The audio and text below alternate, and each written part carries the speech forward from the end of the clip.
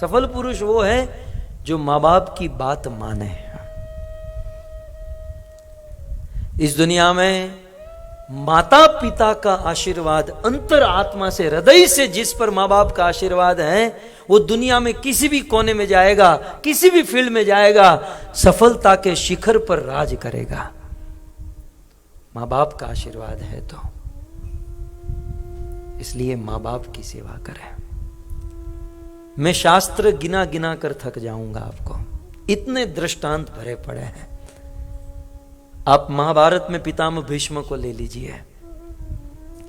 पितामह भीष्म ने अपने पिता महाराज शांतनु के लिए कितना बड़ा बलिदान दे दिया।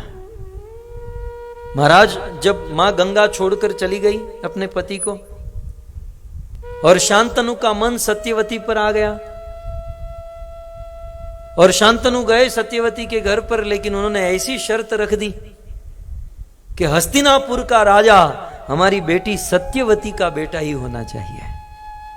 शांतनु ने कहा ऑलरेडी मेरा बेटा है भीष्म देवव्रत, और हमारी परंपरा के अनुसार देवव्रत ही राजा बनेगा। तो बोले हम विवाह नहीं कराएंगे। शांतनु बेचैन रहने लगे। तब उनके पुत्र देवव्रत ने देखा पिताजी कुछ चिंता में है। पूछना नहीं पड़ा कि पिताजी क्या चिंता है, क्या प्रॉब्लम है। उत्तम कोटि का पुत्र उसे कहा जाता है। भागवत में लिखा, श्रीमद् भागवत के 9वें स्कंद में लिखा है, उत्तम चिंतित कुर्यात और परोपकारी तु मध्यमा।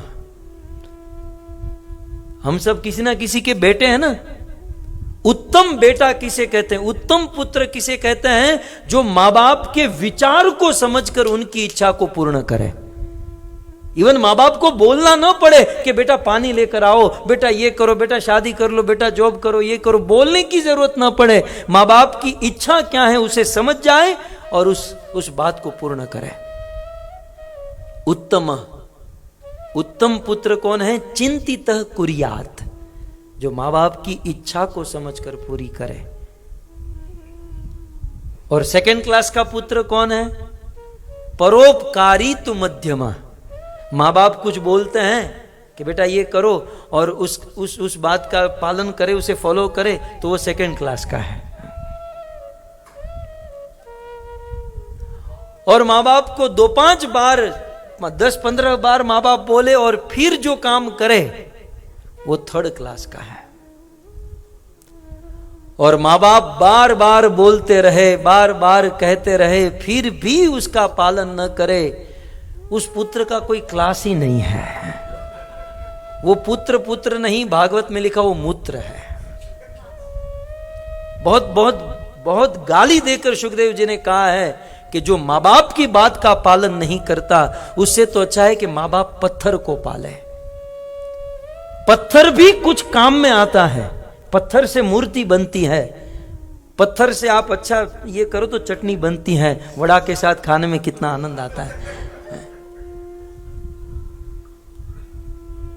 लेकिन जो पुत्र अपने मां बाप की बात नहीं मानते, उसकी शास्त्र में बहुत निंदा की गई है।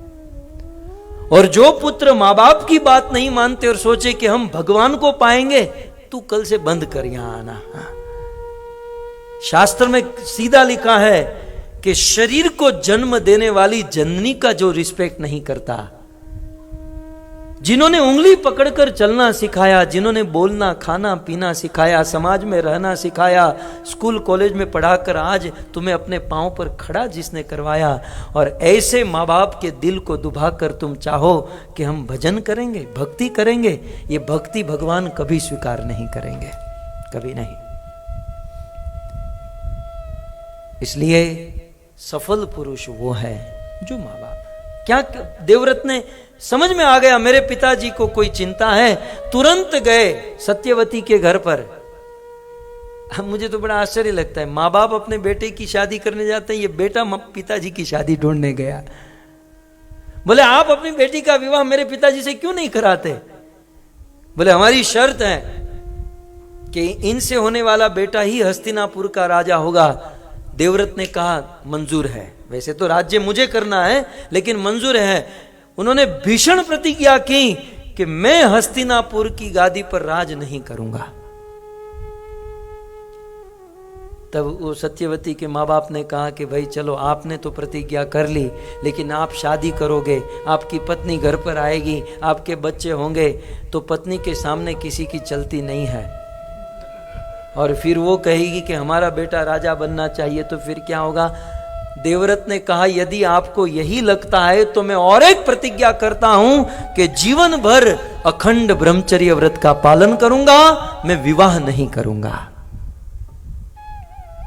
विवाह नहीं करूंगा। इस प्रकार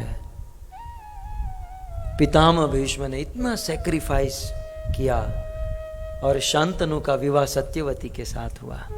और जानते ना, कथा से आप परिचित, में याद कराऊं कि शांतनु राजा ने कहा कि बेटा तुमने मुझे प्रसन्न किया है, तुमने मेरे लिए इतना त्याग किया, मेरे लिए इतना बड़ा त्याग, इतना बड़ा सैक्रिफाइस, मैं तुझे वरदान देता हूं कि जब तक तू न चाहेगा तब तक तेरे जीवन में मृत्यु नहीं आएगी। इच्छा मृत्यु का वरदान।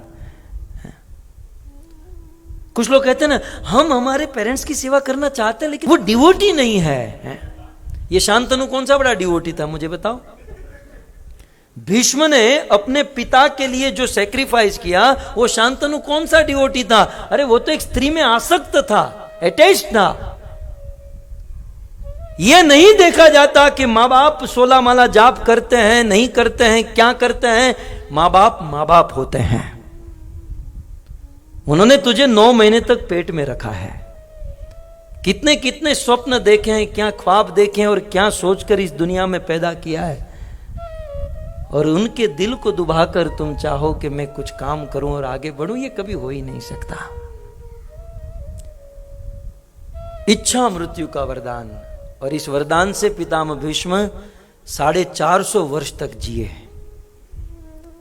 अर्जुन ने इतने बाण डाल दिए पितामह भीष्म के शरीर में कि सोई की नोक रखने की भी जगह नहीं थी, लेकिन फिर भी पितामह मरे तो नहीं।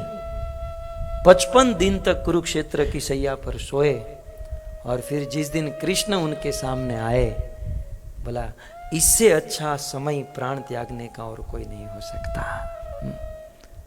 भक्त तो गाते हैं, इतना तो करना स्वामी जब प्राण तन से निकले, हैं? गंगा जी का तट हो, मुख में तुलसी दल हो, मेरा सांवरा निकट हो, जब प्राण तन से निकले। भक्त जो ख्वाब देखते हैं, भगवान से जो मांगते हैं, पितामह भीष्म के सामने आकर खड़ा रह गया। कुरुक्षेत्र की पवित्र भूमि, साधु संतों का समागम और कृष्ण का दर्शन, और कृष्ण को स्तुति करते हुए, हैं? इतिमति रूप कल्पिता वितृष्णा भगवती सात्वत पुंगवे विभूम्नि स्वसुखमुपगते क्वचिद् विहर्तुं प्रकृतिमुपेयुषि यद्भव प्रवाह त्रिभुवन कमनम तमालवर्णम। तो सफल पुरुष वो है जो अपने माँ बाप की सेवा करें, उनके वचनों का पालन करें, जैसे पितामह भीष्म।